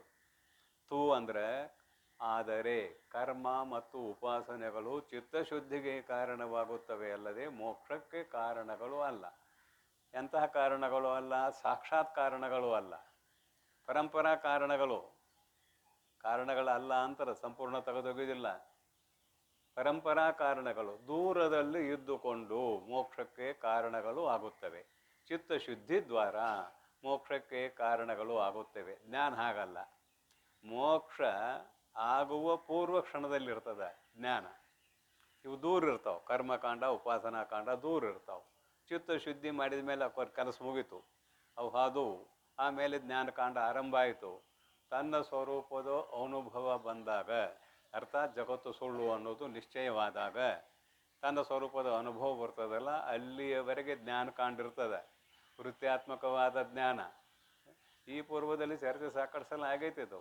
ವೃತ್ಯಾತ್ಮಕವಾದ ಜ್ಞಾನ, ಅನುಭವಾತ್ಮಕ ಜ್ಞಾನಕ್ಕೆ ಅದು ಕಾರಣ. ಅನುಭವಾತ್ಮಕ ಜ್ಞಾನ ಏನೋ? ನಾನು ಅಖಂಡ ಚೈತನ್ಯವೇ ಅನ್ನುವ ಸ್ಥಿತಿ. ಅದಕ್ಕೆ ಅನುಭವಾತ್ಮಕ ಜ್ಞಾನ ಅಂತ ಕರಿತೇವೆ. ಅದಕ್ಕೆ ಇದು ವೃತ್ಯಾತ್ಮಕ ಜ್ಞಾನ ಕಾರಣ. ಅಷ್ಟು ಮಾಡಿ ಇದು ಹೋಗ್ತದೆ. ವೃತ್ಯಾತ್ಮಕ ಜ್ಞಾನವೂ ಉಳಿಯುವುದಿಲ್ಲ. ಆದರೆ ಇಲ್ಲಿ ಏನು ಹೇಳಕ್ಕೆ ಹೊಂಟಿದ್ದಾರೆ? ಮೋಕ್ಷಕ್ಕೆ ಸಾಕ್ಷಾತ್ ಕಾರಣ ಯಾವುದು ಅಂದ್ರೆ ಜ್ಞಾನ. ಕರ್ಮ ಮತ್ತು ಉಪಾಸನೆಗಳು ದೂರದ ಕಾರಣ ಆಗ್ತಾವೆ. ಅದಕ್ಕೆ ಆರಾಧೋಪಕಾರಕ ಅಂತ ಶಾಸ್ತ್ರೀಯ ಭಾಷೆಯಲ್ಲಿ ಬರ್ತಾರೆ. ಸನ್ನಿಹಿತೋಪಕಾರಕ, ಆರಾಧೋಪಕಾರಕ. ಆರಾಧೋಪಕಾರಕ ಅಂದ್ರೆ ದೂರದಲ್ಲಿ ಇದ್ದುಕೊಂಡು ಕಾರಣವಾಗುವುದು. ಸನ್ನಿಹಿತ ಉಪಕಾರಕ ಅಂದ್ರೆ ಅತ್ಯಂತ ಸಮೀಪದಲ್ಲಿದ್ದುಕೊಂಡು ಕಾರಣ ಆಗುವುದು. ಅದಕ್ಕೆ ತು ಅನ್ನುವ ಅಕ್ಷರ ಕರ್ಮ ಉಪಾಸನೆಗಳು ಚಿತ್ತಶುದ್ಧಿಗೆ ಕಾರಣವಲ್ಲದೆ ಮೋಕ್ಷಕ್ಕೆ ಕಾರಣ ಅಲ್ಲ. ಇದರ ವಿವರಣೆ ಯಾಕೆ ಅಂತ ಕೇಳಿದರೆ, ಬಹಳಷ್ಟು ಜನರು ಸಮುಚ್ಚಯವಾದಿಗಳು ಇದ್ದಾರೆ. ಮುಪ್ಪುರಿ ಹಗ್ಗ ಅಂತಾರೆ ಅವರು. ಕರ್ಮ ಉಪಾಸನೆ ಜ್ಞಾನ ಮೂರೂ ಕೂಡಿದಾಗಲೇ ಮೋಕ್ಷ ಆಕೈತಂತಾರೆ. ಇನ್ನು ಕೆಲವು ಜನ ಕರ್ಮ ಜ್ಞಾನ ಎರಡೂ ಕೂಡಿದಾಗ ಮೋಕ್ಷ ಆಕೈತೆ ಅನ್ನೋರು. ಅದ್ವೈತ ವೇದಾಂತಿಗಳು ಕೇವಲ ಜ್ಞಾನದಿಂದ ಮೋಕ್ಷ ಆಗ್ತದಂತ ಹೇಳ್ತಾರೆ. ಅದಕ್ಕಾಗಿ ತು ಅನ್ನುವ ಅಕ್ಷರ ಹಾಕಾರಲ್ಲ ಆ ಶ್ಲೋಕದಲ್ಲಿ. ತು ಆದರೆ ಕರ್ಮ ಮತ್ತು ಉಪಾಸನಾ ಸಹಿತ ಅನ್ನೋದು ಎಂದೂ ಹೊಂದಗಡೆ ಆಗೋದಿಲ್ಲ. ಇನ್ನು ಕರ್ಮ ಜ್ಞಾನ ಸಹಿತ ಅನ್ನೋದು ಎಂದೂ ಹೊಂದಗಡೆ ಆಗೋದಿಲ್ಲ. ಬರ್ತದೆ, ಭಾಳ ವಿಸ್ತಾರವಾಗಿ ಬರೀತಾರೆ. ಮುಂದೆ ಸಂಧಿಯಲ್ಲಿ ಬರ್ತದೆ. ಸೂರ್ಯನಿಗೆ ಕತ್ತಲಕ್ಕೆ ಮೇಳನವು ಅಹುದೇ, ಅಗ್ನಿಗೆ ಶೀತಕ್ಕೆ ಮೇಳವು ಅಹುದೇ ಅಂತ ಕೇಳ್ತಾರೆ. ಬೆಂಕಿದ್ದಲ್ಲಿ ಚಳಿ ಇರೋದಿಲ್ಲ, ಸೂರ್ಯನಿದ್ದಲ್ಲಿ ಕತ್ತಲೆ ಇರೋದಿಲ್ಲ. ಕರ್ಮ ಕತ್ತಲೆ ಇದ್ದಂತೆ, ಸೂರ್ಯ ಜ್ಞಾನ ಇದ್ದಂತೆ. ಜ್ಞಾನ ಕರ್ಮಗಳಿಗೆ ಎಂದೆಂದು ಮೇಳನ ಇಲ್ಲ. ಜ್ಞಾನ ಕರ್ಮಗಳಿಗೆ ಮೇಳನ ಇಲ್ಲ, ಜ್ಞಾನ ಉಪಾಸನೆಗಳಿಗೂ ಮೇಳನ ಇಲ್ಲ. ಯಾಕಂದ್ರೆ ಉಪಾಸಕ ಏನಾಗ್ತಾನೆ, ಒಬ್ಬ ದೇವತೆಯನ್ನು ಇಟ್ಕೊಂಡು ಉಪಾಸನೆ ಮಾಡ್ತಾನೆ. ಒಬ್ಬ ದೇವತೆಯನ್ನು ಎದುರಿಗೆ ಇಟ್ಕೊಂಡು ಅವನ ಹೆಸರ ಜಪ ತಪ ಪೂಜಾ ಪುನಸ್ಕಾರ ಮಾಡ್ತಾನೆ. ಅಲ್ಲಿ ದ್ವೈತತೆ. ಆ ದ್ವೈತದಿಂದ ಕೂಡಿಕೊಂಡಿರುವಂಥದ್ದು ಅದ್ವೈತದೊಡನೆ ಎಂದೂ ಬೆರೆಯಲಾರದು. ಅದ್ವೈತ ಸೂರ್ಯ ಇದ್ದಾಗೆ, ದ್ವೈತ ಕತ್ತಲೆ ಇದ್ದಾಗೆ ಅಂತ ಮುಂದೆ ಸಾಕಷ್ಟು ವಿಸ್ತಾರವಾಗಿ ಹೇಳ್ತಾರೆ. ಇಲ್ಲಿ ತೂ ಅಂತ ಯಾಕೆ ಹಾಕಿದ್ರು ಅನ್ನೋದಷ್ಟೇ ವಿಚಾರ. ಸಮುಚ್ಚಯವಾದ. ಇನ್ನು ಕೆಲವು ಜನರು ಏನಂತಾರೆ, ಕರ್ಮ ಜ್ಞಾನ ಎರಡೂ ಇದ್ದಾಗ ಫಲ ಸಿಗ್ತದೆ. ಭಾಳ ಚಂದ ಉದಾಹರಣೆ ಕೊಡ್ತಾರೆ ಅವರು. ಒಂದಿಟ್ಟು ವಿವರಣೆ ಮಾಡ್ತೇನೆ ಅದನ್ನು. ಭಾಳ ಚಂದ ಉದಾಹರಣೆ ಅವರು. ಒಬ್ಬಗ ಹೊಟ್ಟೆ ಹಸದಿದೆ, ಇದಿದೆಯಲ್ಲ ಕ್ಷುದ್ವ್ಯಾಧಿ. ಅಡುಗೆ ಮಾಡೋ ಜ್ಞಾನ ಐತೆ ಅವಾಗ, ಅಡುಗೆ ಮಾಡುವ ಜ್ಞಾನ ಐತಿ. ಮನೆಯಲ್ಲಿ ಎಲ್ಲ ಸಲಕರಣೆಗಳು ಇವೆ, ಯಾವುದಕ್ಕೂ ಕೊರತೆ ಇಲ್ಲ. ಹೊಟ್ಟೆರ ಹಸ್ತದ, ಅಡುಗೆ ಹೆಂಗೆ ಮಾಡ್ಬೇಕು ಅನ್ನೋದು ಕಲ್ತಿದ. ಅಕ್ಕಿ ಹಾಕಿದ್ರೆ ಎಷ್ಟು ನೀರು ಹಾಕಬೇಕು, ಅದು ಅನ್ನ ಸರಿ ಆಗ್ಬೇಕಾದ್ರೆ ಏನು ಮಾಡಬೇಕು, ಸಾರು ಹೆಂಗೆ ಮಾಡಬೇಕು, ಪಲ್ಯ ಹೆಂಗೆ ಮಾಡಬೇಕು, ಇದನ್ನೆಲ್ಲ ಕಲ್ತಿದ್ದಾನೆ ಮೊದಲು. ಜ್ಞಾನ ಐತಿ, ಆದರೆ ಹೇಳುವಲ್ಲ. ಹಿಂಗೆ ಮಾಡ್ಬೇಕು ಅನ್ನೋ ಜ್ಞಾನ ಇದೆ. ಮಾಡುವ ಇಚ್ಛೆ ಮಾಡುವಲ್ಲ, ಇಚ್ಛೆ ಮಾಡಬೇಕು. ಇಚ್ಛೆಯನ್ನು ಮಾಡಿದ ಅಡುಗೆ ಮಾಡ್ಬೇಕೆಂದಂತ ಇನ್ನೂ ಹೇಳವಲ್ಲ. ಅಡಿಗೆ ಆಯ್ತೇನೋ ಇಲ್ಲ, ಅಡಿಗೆ ಆಗಲಿಲ್ಲ ಹೊಟ್ಟೆ ತುಂಬಿತೇನೋ ಇಲ್ಲ. ಅಡುಗೆ ಮಾಡುವ ಜ್ಞಾನದಿಂದ ಹೊಟ್ಟೆ ತುಂಬಿತೇನೋ, ಹಿಂಗೆ ಅನ್ನ ಮಾಡಬೇಕು, ಹಿಂಗೆ ಸಾರು ಮಾಡಬೇಕು, ಹಿಂಗೆ ಪಲ್ಯ ಮಾಡಬೇಕು, ಎಲ್ಲ ಜ್ಞಾನ ಐತಿ. ಹೊಟ್ಟೆ ತುಂಬಿತೇನೋ, ತುಂಬುವುದಿಲ್ಲ. ಹಂಗಾರೆ ಜ್ಞಾನನೂ ಬೇಕು, ಅದರ ಜೊತೆಗೆ ಮಾಡುವ ಕ್ರಿಯಾನೂ ಬೇಕು. ಆವಾಗ ಕ್ಷುದ್ಬಾಧೆ ನಿವಾರಣೆ ಆಗ್ತದೆ ಊಟ ಮಾಡಿದ್ರೆ ಅಂತ ಇದೊಂದು ದೃಷ್ಟಾಂತ ಕೊಡ್ತಾರೆ. ಯಾವುದಾರ ಒಂದು ಊರಿಗೆ ಹೋಗ್ಬೇಕಾದ್ರೆ, ಹಳೆ ಕಾಲದ ಕತೆ, ಈಗಿಂದಲ್ಲ, ಹಳೆ ಕಾಲದ ಕತೆ. ಊರಿಗೆ ಹೋಗ್ಬೇಕಾದ್ರೆ ಆ ಊರು ಎಲ್ಲಿದೆ, ಆ ಊರಿಗೆ ದಾರಿ ಯಾವುದು ಅನ್ನೋ ಜ್ಞಾನ ಇರಬೇಕು. ಮತ್ತು ಆ ಜ್ಞಾನ ಇಲ್ಲಂದ್ರೆ ಆ ಊರು ಮುಟ್ಟಲಾರ, ನಡ್ಕೊತ ಹೋದ್ರೆ. ಜ್ಞಾನ ಐತಿ, ಆ ದಾರಿ ಜ್ಞಾನನೂ ಐತಿ. ಅಂದ್ರೆ ಊರು ಎಲ್ಲೈತೆ ಅನ್ನೋ ಜ್ಞಾನ ಐತಿ, ದಾರಿಯ ಜ್ಞಾನನೂ ಐತಿ. ಆ ಊರಿಗೆ ಮುಟ್ಟಬೇಕಾದ್ರೆ ನಡಿಬೇಕು. ಏನು ಇಲ್ಲಿ ಕುಂತಲ್ಲೇ ಮುಟ್ಟಕ್ಕೆ ಬರ್ತದೋ? ನಡಿಬೇಕು. ನಡೆದಾಗಲೇ ಆ ಊರಿಗೆ ಹೋಗ್ತಾನೆ. ಇದು ಕ್ರಿಯೆ. ನಡೆಯುವುದು ಕರ್ಮ, ಜ್ಞಾನ ತಿಳುವಳಿಕೆ. ಇವೆರಡೂ ಇದ್ದಾಗಲೇ ಗ್ರಾಮವನ್ನು ಮುಟ್ಟುತ್ತಾನೆ. ಹಾಗೆ ಅಡುಗೆ ಮಾಡುವ ಕ್ರಿಯೆ, ಅರಿವಿ ಮಾಡುವ ಜ್ಞಾನ ಇದ್ದಾಗಲೇ ಹೊಟ್ಟೆ ತುಂಬುತ್ತದ. ಹಿಂಗೆಲ್ಲ ದೃಷ್ಟಾಂತ ಕೊಟ್ಟು ಹೌದು ಹೌದು ಅನ್ನಿಸ್ತಾರೆ. ನಿಮಗೂ ಅನ್ನಿಸ್ಬೋದು, ಹೌದು ಅನ್ನಿಸ್ತಾರೆ. ಆದರೆ ಅಲ್ಲಿ ದೃಷ್ಟಾಂತ ಏನಿದೆ ಅಲ್ಲ ಅವ್ರ ದೃಷ್ಟಾಂತ ನಮ್ಮ ದಾರ್ಷ್ಟಾಂತಕ್ಕೆ ಎಂದೂ ಹೊಂದಗಡೆ ಆಗೋದು. ಯಾಕೆ? ಅಲ್ಲಿ ಪಡೆಯುವುದರಿಂದ ತೃಪ್ತಿ ಇದೆ, ಇಲ್ಲಿ ಬಿಡುವುದರಿಂದ ತೃಪ್ತಿ ಇದೆ. ಇಷ್ಟೇ ವ್ಯತ್ಯಾಸ. ಅಲ್ಲಿ ಪಡೆಯುವುದರಿಂದ ತೃಪ್ತಿ ಇದೆ. ಹೊಟ್ಟೆ ಹಸದದ್ದು ಪ್ರಾಣಕ್ರಿ ಮರ. ಇವ್ಗೆ ಹೊಟ್ಟೆ ಹಸದೆ, ಇವ್ಗೆ ಹೊಟ್ಟೆರ ಐತೆ. ಸ್ವಲ್ಪ ಒಳಗೆ ಹೋಗೋಣ. ಆದರೆ ಮೊದಲು ಹೊರಗೆ ಮಾತಾಡಿ ಒಳಗೆ ಹೋಗು. ಅಲ್ಲಿ ಪಡೆಯುವುದರಿಂದ ತೃಪ್ತಿ ಇದೆ. ಒಬ್ಬ ಮೈ ತುಂಬ ಆಭರಣ ಹಾಕ್ಕೊಂಡು ಹೊಂಟಿದ್ದ. ನಿಮ್ಮ ಆಭರಣ ಹಾಕ್ಕೊಂಡು ಹೊಂಟದ್ದು 4 ಮಂದಿ ಕಳ್ಳರು ನೋಡಿದ್ರು. ಗಾಡ್ಯಾಗ ಹೊಂಟಿದ್ದಾನೆ, ನಡ್ಕೊಂಡಲ್ಲ ನಾ ಹೇಳೋದು. ಕಳ್ಳರು ತರ್ವಿರು. ಅವನು ಕೊಟ್ರೆ ಜೀವಂತಾಗಿ ಉಳಿತಿ, ಕೊಡದಿದ್ರೆ ನಿನ್ನ ಕೊಂದಾರು ತೊಗೊಂಡು ಹೋಗ್ತೇವು. ಏನು ಕೊಡ್ತೀಯೋ ಏನು ನಮ್ಮ ಕೆಲಸ ಮಾಡೋನು ಅಂದ್ರೆ ಅವ್ರು ಜೀವ ಉಳಿದ್ರೆ ಸಾಕೋ ಮರ ಎಲ್ಲ ತೊಗೊಂಡು ಹೋಗ್ರಿ ಅಂದ. ಇಲ್ಲಿ ಬಿಡುವುದರಿಂದ ಅವನ ಜೀವ ಉಳಿತು. ಒಂದು ವೇಳೆ ಗಟ್ಟಿಯಾಗಿ ಹಿಂಗೆ ಹಿಡ್ಕೊಂಡು ಕುಂತಿದ್ರೆ ಎಲ್ಲ ಹೋಗ್ತಿತ್ತು. ಇದು ಸಾಮಾನ್ಯ ಒಂದು ದೃಷ್ಟಾಂತ. ಕೊಡುವುದರಲ್ಲಿ ಇರುವ ಸಂತೋಷ ಪಡೆಯುವುದರಲ್ಲಿ ಇಲ್ಲ. ವಿಚಾರವಂತರಿಗೆ ಈ ಮಾತು. ಕೊಡುವುದರಲ್ಲಿ ಇರುವ ಸಂತೋಷ ಪಡೆಯುವುದರಲ್ಲಿ ಸುತರಾಮಿಲ್ಲ. ಯಾಕೆ? ಪಡೆಯುವವನ ಕೈ ಕೆಳಗೆ, ಕೊಡೋವನ ಕೈ ಮ್ಯಾಗ. ಯಾರು ದೊಡ್ಡವರಿದ್ರೆ?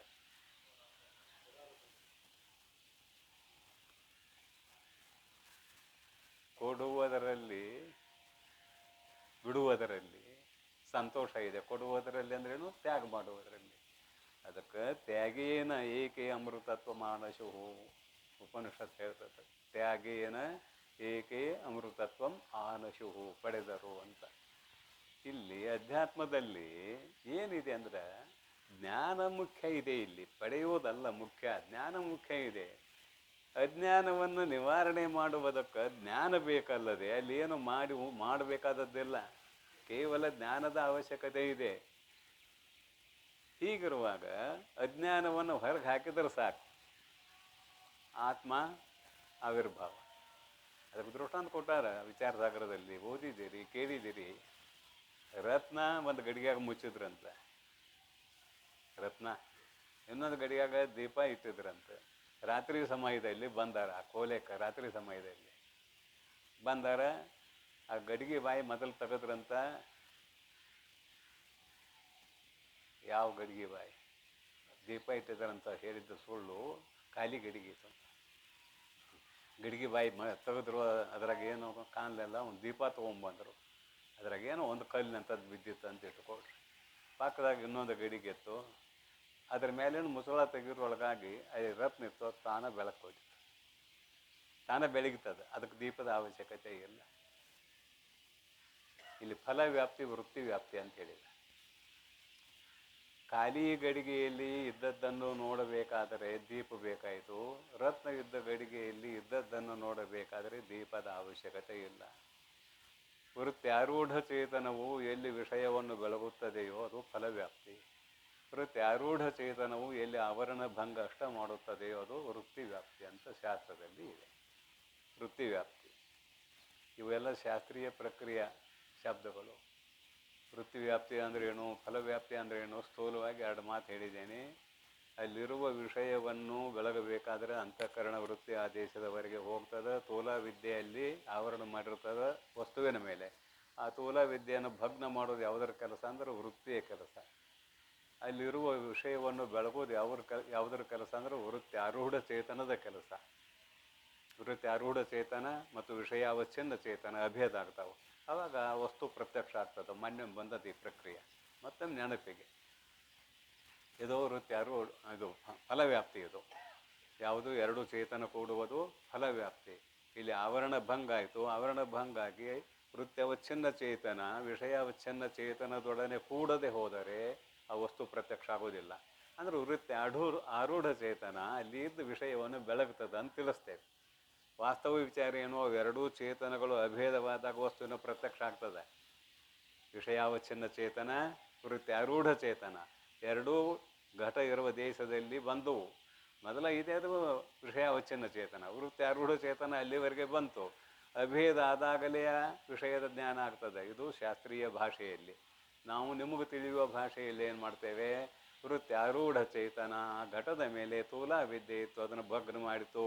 ಆದ್ರೆ ಘಟ ಅನ್ನೋದು ಗೊತ್ತಾಗಲಿಲ್ಲ.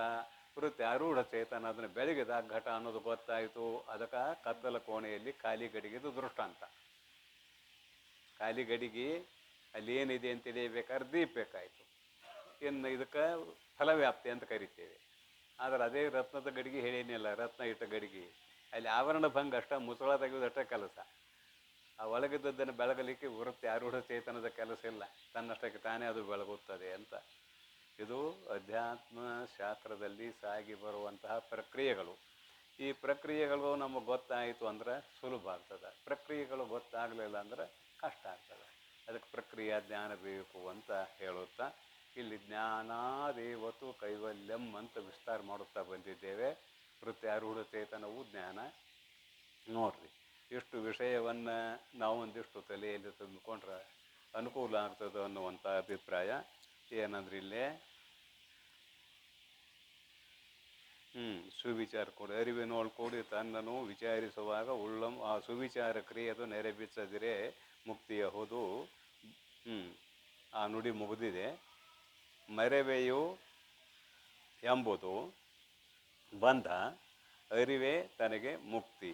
ನೆರೆ ಬಂಧವದು ಖುಷಿ. ಇಲ್ಲಿವರೆಗೆ ಆಗಿದೆ ಬಂಧ ಮತ್ತು ಮುಕ್ತಿ ಅಂತ. ಮುಕ್ತಿ ಯಾವುದರಿಂದ ಆಗ್ತದೆ? ಜ್ಞಾನದಿಂದ ಆಗ್ತದೆ. ಜ್ಞಾನದಿಂದ ಆಗ್ತದಂದ್ರೆ ಕರ್ಮಕಾಂಡ, ಉಪಾದಾನ ಕಾಂಡ ಅವು ಇವು ಎಲ್ಲ ಬಂದವು. ಅದ್ರ ಜೊತೆಗೆ ವೃತ್ತಿ ವ್ಯಾಪ್ತಿ, ಫಲ ವ್ಯಾಪ್ತಿ ಎಲ್ಲ ಬಂದವು. ಈಗೇನಪ್ಪ ಅಂತ ಕೇಳಿದರೆ, ನೆರೆ ಬಂಧವದು ನೆರೆ ಪುಷಿ. ಒಂದಿಟ್ಟ ಹಿಂದೆ ಮುಂದೆ ಮಾಡಿ ಹೋಗ್ತಾರೆ. ನೆರೆ ಪುಷಿ ಅಂತಿದೆಯಲ್ಲ, ಬಂಧವದು ನೆರೆ ಪುಷಿ. ಬಂಧನ ಅನ್ನೋದು ಸುತರಾಮ್ ಸುಳ್ಳು, ನೆರೆ ಪುಷಿ ಅಂತ ಬರ್ತಾರೆ. ಬಂಧನ ಇಲ್ಲ ಇಲ್ಲ, ಸುತರಾಮ್ ಸುಳ್ಳು, ನೆರೆ ಬಂಧವದು ಪುಷಿ. ಪೂರ್ಣಂಗೆ, ಯಾರಿಗೆ ಪುಷಿ? ಪೂರ್ಣಂಗೆ, ಆತ್ಮತತ್ವದ ದೃಷ್ಟಿಯಿಂದ ಸಂಪೂರ್ಣ ಸುಳ್ಳು ಬಂಧನ. ಪೂರ್ಣ ಹೆಂಗಿದ್ದಾನೆ ಅನ್ನೋದನ್ನು ಹೇಳಿದರೆ ಎಲ್ಲ ಕಡೆ ತುಂಬಿಕೊಂಡಿದ್ದಾನೆ ತಿಳಿಸಾಕ. ಇನ್ನೊಂದು ಇಲ್ಲ ಕರೆ, ಮತ್ತಿದ್ದಂಗೆ ಕಾಣಕತ್ತ ಜಗತ್ತ, ಅದಕ್ಕಾಗಿ ಎಲ್ಲ ಕಡೆ ತುಂಬಿಕೊಂಡಿದ್ದಾನೆ ಅನ್ನೋ ಶಬ್ದಗಳು ಬರುವ ಸಹಜ. ಉಪನಿಷತ್ತು ಹೇಳ್ತದೆ, ನಾವು ಹೇಳುವುದಲ್ಲ. ತದಂತರಸ್ಯ ಸರ್ವಸ್ಯ ತದು ಸರ್ವಸ್ಯಾಸ್ಯ ಬಾಹ್ಯತ ಅನ್ನುವ ಮಂತ್ರ ಅದು ಎಲ್ಲದರ ಒಳಹೊರಗೆ ತುಂಬಿದೆ ಅನ್ನುವುದನ್ನು ಹೇಳ್ತದೆ. ಆಯಿತು. ಈಗ ಪೂರ್ಣಂಗೆ ಆತ್ಮತತ್ವ ನಿಮ್ಮ ಸ್ವರೂಪ ಹೇಗಿದೆ ಅಂತ ಕೇಳಿದರೆ ಪೂರ್ಣವಾಗಿದೆ. ಪೂರ್ಣಂಗೆ ಕರೆಮರೆಯು ಏನೆಂಬ ತಿಳಿವೆ ಸಮ್ಯಜ್ಞಾನ. ಕರೆ ಅಂದ್ರೆ ಅಜ್ಞಾನ, ಇಲ್ಲಮ್ಮ. ಕರೆ ಮರೆ ಅಂದ್ರೆ ಆವರಣ ಶಬ್ದ. ಕರೆ ಅಂದ್ರೆ ಅಜ್ಞಾನ. ಅಜ್ಞಾನದಲ್ಲಿ ಎರಡು ಶಕ್ತಿ ಇದಾವೆ ಅಂತ ಹೇಳಿದ್ದೀವಿ, ಒಂದು ಆವರಣ ಶಕ್ತಿ, ಒಂದು ವಿಕ್ಷೇಪ ಶಕ್ತಿ. ಕರೆ ಮರೆ ಆತ್ಮತತ್ವದಲ್ಲಿ ಇಲ್ಲವೇ ಇಲ್ಲ. ಅದಕ್ಕೆ ಮರ್ತಂಗೆ ಆಗೈತಿ ಅಂತ ಮೊದಲು ಹೇಳಿದ್ದು, ಮರ್ತಿಲ್ಲ ಅಂತ. ನೋಡ್ರಿ ಬರೀತಾರೆ, ಪೂರ್ಣಂಗೆ ಕರೆ ಮರೆಯು ಏನೆಂಬ ತಿಳಿವೆ. ಕರೆ ಮರೆ ಅಂದ್ರೆ ಅಜ್ಞಾನ, ಆವರಣ. ಈ ಅಜ್ಞಾನವೂ ಇಲ್ಲ, ಆವರಣವೂ ಇಲ್ಲ ತನ್ನ ಸ್ವರೂಪದ ಜ್ಞಾನ ಆದಾಗ ಅದನ್ನು ಸಮ್ಯಕ್ ಜ್ಞಾನ ಅಂತ ಕರಿತೇವೆ. ಯಾರ್ದರ ಹತ್ತಿರ ಪುಸ್ತಕ ಇದ್ದರೆ ಸಮ್ಯಕ್ ಜ್ಞಾನ ಅನ್ನುವಲ್ಲಿ ಒಂದು ಅಕ್ಷರ ಪೂರ್ಣ ಇಡೀ ಗ್ರಂಥದಲ್ಲಿ ಕಡಿಮೆ ಆಗೈತಿ. ಗಕಾರ ಲೋಪ ಆಗೈತಿ. ಸಮ್ಯಕ್ ಜ್ಞಾನ ಅಂತ ಬರೀತಾರೆ ಎಲ್ಲ ಕಡೆ. ಸಮ್ಯಕ್ ಜ್ಞಾನ ಅಲ್ಲಿ ಒಂದು ಗಕಾರ ಬೇಕು. ಸಮ್ಯಕ್ ಜ್ಞಾನ, ಸಮ್ಯಕ್ ಜ್ಞಾನ ಆಕೈತಿ. ಸಮ್ಯಕ್ ಜ್ಞಾನ ಯಥಾರ್ಥವಾದ ಜ್ಞಾನ. ಈ ಪ್ರಿಂಟ್ ದೋಷ ಇದೆ, ಮತ್ತೇನಿಲ್ಲ. ಸಮ್ಯಕ್ ಜ್ಞಾನ ಅಂತ ಅದನ್ನು ತಿದ್ಕೋಬೇಕು ನಾವು. ಸಮ್ಯಕ್ ಜ್ಞಾನ ಇದು ಯಥಾರ್ಥವಾದ ಸಮ್ಯಕ್ ಜ್ಞಾನವು ಅರಿ ಮೋಕ್ಷ ವಿಷಯದೊಳು ಇದು ತಾನೇ. ಮೋಕ್ಷ ವಿಷಯದೊಳು ಇದು ತಾನೇ ಸಮ್ಯಕ್ ಜ್ಞಾನವು. ಯಾವುದು? ಬಂಧನೂ ಇಲ್ಲ ನಿನಗೆ, ಮೋಕ್ಷನೂ ಇಲ್ಲ. ಸಮ್ಯಕ್ ಜ್ಞಾನಕ್ಕೆ ಎಲ್ಲಿ ಜೋಡಿಸ್ಯಾರ ನೆಚ್ಕೊಂಡ್ರು ಅಂದ್ರೆ, ನಿನ್ನ ಸ್ವರೂಪಕ್ಕೆ ನೀ ಪರಿಪೂರ್ಣವಾದ ಅಖಂಡ ಚೈತನ್ಯ, ನಿನ್ನ ಸ್ವರೂಪಕ್ಕೆ ಬಂಧನವೂ ಇಲ್ಲ, ಮೋಕ್ಷವೂ ಇಲ್ಲ. ಬಂಧನ ಇದ್ರೆ ಮೋಕ್ಷ. ಸೂರ್ಯನಿಗೆ ಕತ್ತಲು ಆವರಣ ಮಾಡಿತಂದ್ರೆ ಎಷ್ಟು ಅಪಹಾಸ್ಯ ಆಗ್ತದೋ ಹಾಗೆ ನಿನ್ನ ಸ್ವರೂಪಕ್ಕೆ ಅಜ್ಞಾನ ಆವರಣ ಮಾಡಿತಂದ್ರೆ ಅಷ್ಟು ಅಪಹಾಸ್ಯ ಅಂತಾರೆ. ಆವರಣ ಮಾಡಿಲ್ಲ, ಅದಕ್ಕೆ ಮರೆತಂತೆ ಆಗಿದೆ ಅಂತ ಹೇಳಿದ್ದೇನೆ. ಪೂರ್ಣ ಆವರಣ ಆಗಿಲ್ಲ. ಪೂರ್ಣ ಆವರಣ ಆಗಿದ್ರೆ ಏನೂ ಕಾಣ್ತಿರ್ಲಿಲ್ಲ. ಏಕದೇಶದಲ್ಲಿ ಆವರಣ ಆಗೈತಿ, ಮರ್ಪಂಗಾಗೈತಿ. ಅದಕ್ಕೆ ಇಲ್ಲಿ ನಿಜಗೊಂಡು ಬರೆದ್ರು ಬಂಧವೂ ಸುಳ್ಳ, ಮೋಕ್ಷವೂ ಸುಳ್ಳ. ಪರಮ ಅದ್ವೈತವಾದತೆ ಪರಮಾನುಭವ ಬೋಧಿಯಲ್ಲಿ ಜಗತ್ತು ಹುಟ್ಟೇ ಇಲ್ಲ. ಅಜಾತವಾದ ಅಂದರೂ ತಪ್ಪಿಲ್ಲ. ತಿಳಿಸುವ ದೃಷ್ಟಿಯಿಂದ ಏನು ಮಾಡಿದರೆ, ಆರಂಭದಲ್ಲಿ ಪರದೊಳು ಆಕಸ್ಮಿಕವಾದನ ಕಲ್ಪಿತ ಪುರುಷ ನಿಖಿಳ ಭಾವದೊಡಗೂಡಿ ಕಲ್ಪಿತ ಪುರುಷ ಹುಟ್ಟಿದ ಅಂತ ಬರ್ದ. ಎಂಥ ಪುರುಷ? ಕಲ್ಪಿತ ಪುರುಷ ಆರಂಭದಲ್ಲಿ ಬರ್ತಾರೆ. ನಿಜವಾಗಿಯೂ ಅದ್ವೈತ ಅಜಾತವಾದ. ಜಗತ್ತೇ ಹುಟ್ಟಿಲ್ಲ. ಅಜಾತವಾದ ಅಂದ್ರೆ ಏನು? ಜಗತ್ತೇ ಹುಟ್ಟಿಲ್ಲ, ಹುಟ್ಟಿದಂತೆ ಆಗೈತಿ. ಅದು ಸುಳ್ಳು ಅಂತ ತಿಳ್ಕೊಂಬಿಡು, ಮುಗಿದು ಹೋಯ್ತು, ಮತ್ತೇನು ಇಲ್ಲ. ಅದಕ್ಕೆ ನಿನಗೆ ಬಂಧನ ಇಲ್ಲ, ಮೋಕ್ಷವೂ ಇಲ್ಲ ಅಂತ ಇಲ್ಲಿ ಏನು ಮಾಡಿದರು? ವ್ಯಾಖ್ಯಾನ ಮಾಡಿದರು. ಮುಂದೆ ನೋಡಿ ಏನು ಹೇಳ್ತಾರೆ ಕೇಳೋನೀಗ. ಇದು ಸಮ್ಯಕ್ ಜ್ಞಾನ. ಕರ್ಮಕಾಂಡ ಆಯಿತು, ಉಪಾಸನಾ ಕಾಂಡ ಆಯಿತು, ಇದು ಜ್ಞಾನಕಾಂಡ. ಜ್ಞಾನಕಾಂಡಾಂತರ್ಗತ ಜ್ಞಾನಕಾಂಡ ಮರಿಬೇಡ್ರಿ. ಜ್ಞಾನಕಾಂಡಾಂತರ್ಗತ ಕರ್ಮಕಾಂಡ ಶ್ರವಣ, ಜ್ಞಾನಕಾಂಡಾಂತರ್ಗತ ಮನನ ಉಪಾಸನಾ ಕಾಂಡ. ಈ ಜ್ಞಾನ ಏನಾಯ್ತಲ್ಲ ಈಗ? ಜಗತ್ತು ಸುಳ್ಳು ಅನ್ನುವ ಜ್ಞಾನ. ಇದು ಜ್ಞಾನಕಾಂಡಾಂತರ್ಗತ ಜ್ಞಾನಕಾಂಡ. ಸುಳ್ಳು ಅಂತ ಆಯಿತು, ಇನ್ನೂ ಸ್ವರೂಪದಲ್ಲಿ ನಿಂತಿಲ್ಲ. ಸುಳ್ಳು ಅಂತ ತಿಳ್ಕೊಂಡ ವೃತ್ತಿ ಐತಿಲ್ಲ ಇಲ್ಲಿ. ಜಗತ್ತು ಸುಳ್ಳು ಅಂತ ತಿಳ್ಕೊಂಡಾಗ ಅಂತಃಕರಣ ವೃತ್ತಿ ಐತಿ, ಅದಕ್ಕೆ ಇನ್ನೂ ಸ್ವರೂಪದಲ್ಲಿ ನಿಂತಿಲ್ಲ ಅಂತ ಅಲ್ಲಿ ಹೋಗ್ತಾನೆ ಮುಂದೆ. ಇದು ಜ್ಞಾನಕಾಂಡ ಅಂತರ್ಗತ ಜ್ಞಾನಕಾಂಡ ಅಂತ ಇಟ್ಕೊಂಡಾಗ ಸಹಜವಾಗಿ ಅಲ್ಲಿ ಮುಂದೆ ಹೋಗ್ತದೆ. ಈ ರೀತಿಯಾಗಿ ಈ ನುಡಿಯ ವಿಚಾರ ಆಯಿತು. ಮರೆವೆ ಎಂಬುದು ಬಂಧವು, ಅರಿವೆ ತನಗೆ ಮುಕ್ತಿ, ನೆರೆ ಬಂಧವದು ಪುಸಿ ಪೂರ್ಣಂಗೆ, ಕರೆ ಮರೆ ಏನೆಂಬುದು ತಿಳಿವೆ ಸಮ್ಯಕ್ ಜ್ಞಾನವು, ಅರಿ ಮೋಕ್ಷ ವಿಷಯದಳು ತಾನೇ. ಮೋಕ್ಷ ವಿಷಯದಳು ಇದು ಯಥಾರ್ಥವಾದ ಜ್ಞಾನ ಅಂತ ಹೇಳಿದರು. ಈ 3 ಕಾಂಡವನ್ನು ಆರೈದು ನೋಡಲಿಕ್ಕೆ, ಜ್ಞಾನಕಾಂಡಾಂತರ್ಗತ 3 ಕಾಂಡಗಳನ್ನು ವಿಚಾರ ಮಾಡಿ ನೋಡಲಿಕ್ಕೆ ತಾಮಸ ರಾಜಸ ಸಾತ್ವಿಕ ನಾಮದ ಗುಣರೂಪವು ಎಂಬ ಅನುಕ್ರಮದಿಂದ ಸೋಮ ಸನ್ನಿಭಮುಖಿ ತಿಳಿ ನೀನು. ಇವು ಏನು ಹೇಳಿದ್ರೆ ಕಾಂಡಗಳನ್ನು, ಕರ್ಮಕಾಂಡ, ಉಪಾಸನಾ ಕಾಂಡ, ಜ್ಞಾನಕಾಂಡಗಳನ್ನು ಹೇಳಿದ್ರಲ್ಲ, ಇವು ಗುಣಗಳೊಡನೆ ಕೂಡಿಕೊಂಡಿದೆ. ಇಲ್ಲಿ ತಮೋಗುಣ ಎಲ್ಲಿ ಹೊಂತದ, ಸತ್ವಗುಣ ಎಲ್ಲಿ ಹೊಂತದ, ರಜೋಗುಣ ಎಲ್ಲಿ ಹೊಂತದ ಅಂತ ಹೇಳೋರಿರ್ತಾರೆ ಮುಂದೆ. ಈ 3 ಕಾಂಡಗಳಲ್ಲಿ ತಮೋಗುಣ ಎಲ್ಲಿದೆ, ಸತ್ವಗುಣ ಎಲ್ಲಿದೆ, ರಜೋಗುಣ ಎಲ್ಲಿದೆ ಅಂತ ಹೇಳ್ತಾರೆ. ಆತ್ಮ ನಿರ್ಗುಣ ನಿರಾಕಾರ. ಆದುದರಿಂದ ಈ 3 ಕಾಂಡಗಳಿಂದ ಜಗತ್ತಿನ ನಿವೃತ್ತಿ ಆಗ್ತದೆ. ಆದರೆ ಇನ್ನೂ ನಾನು ಆತ್ಮ ಅನ್ನುವ ಸ್ಥಿತಿ ಹುಡುಗಬೇಕಾಗಿ, ಅದನ್ನು ಹೇಳ್ತಾರೆ ಮುಂದೆ. ನಾನು ಆತ್ಮ ಅನ್ನುವ ವೃತ್ತಿಯೂ ಕೂಡ ಅಡಗಬೇಕು. ಕನ್ನಡದಲ್ಲಿ ಒಂದು ಗಾದೆ ಮಾತಿದೆ, ಕೇಳಿದಿರೇನ? ಏನಾಗಲಿ ಕಲಿತು ಮರಿಬೇಕು. ಏನು ಹೆಂಗಂದ್ರೆ, ಏನಾರಾಗಲಿ ಒಟ್ಟು ಕಲಿತು ಮರಿಬೇಕು ಅದನ್ನು. ಅವ ಅಂದ, ಮರಿಬೇಕಾದ್ರೆ ಯಾಕೆ ಕಲಿಬೇಕು ಅಂದ.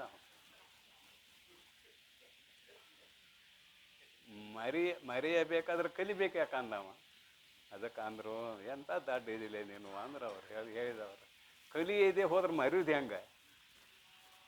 ಕಲಿತ ಮ್ಯಾಗ ಮರಿಬೇಕಲ್ಲ. ಅಲ್ಲ, ಕಾಂಠಪಾಠ ಮಾಡಿದಿರಿ ಒಂದು ಶ್ಲೋಕ, ಅದು ಆಮೇಲೆ ಮರಿತೈತೋ, ಅಥವಾ ನೀವು ಕಾಂಠಪಾಠ ಮಾಡೇ ಇಲ್ಲ, ಏನು ಅದು ಮರಿತೈತೋ? ಯಾವುದನ್ನು ಮರಿತೀರಿ? ಕಾಂಠಪಾಠ ಮಾಡಿದ್ದನ್ನು ಮರಿತೀರಿ, ಕಾಂಠಪಾಠನ ಮಾಡಿಲ್ಲ ಅದನ್ನು ಮರೆತ್ನೆ ಅಂದ್ರೆ ಏನು ಅನ್ಬೇಕು? ಇವಾಗ ನಗು ಬರ್ತದೆ. ಮತ್ತು ಇಷ್ಟೆಲ್ಲ ಹೇಳಿದ್ರಲ್ಲ, ಕರ್ಮಕಾಂಡ, ಜ್ಞಾನಕಾಂಡ, ಉಪಾಸನಾ ಕಾಂಡ, ಇವಾಗ ಸಮ್ಯಕ್ ಜ್ಞಾನ ಅಂದರು, ಇದನ್ನು ಮರಿಬೇಕು. ಆವಾಗ ನಿನ್ನ ಸ್ವರೂಪದಲ್ಲಿ ನೀನು ಇರುತ್ತಿ ಅಂತ ಅಭಿಪ್ರಾಯ ತಿಳ್ಸಾಕ. ಅಲ್ಲಿ ಇರುತ್ತಿ ಅನ್ನೋದು ಕೂಡ ಬರೋದಿಲ್ಲ. ಅದಕ್ಕೆ ಮತ್ತೆ ನಾಳಿನ ವಿಚಾರ ನಾಳೆ ನೋಡೋಣ ಅಂಥೇಳಿ ಇವತ್ತಿನ ಪ್ರವಚನಕ್ಕೆ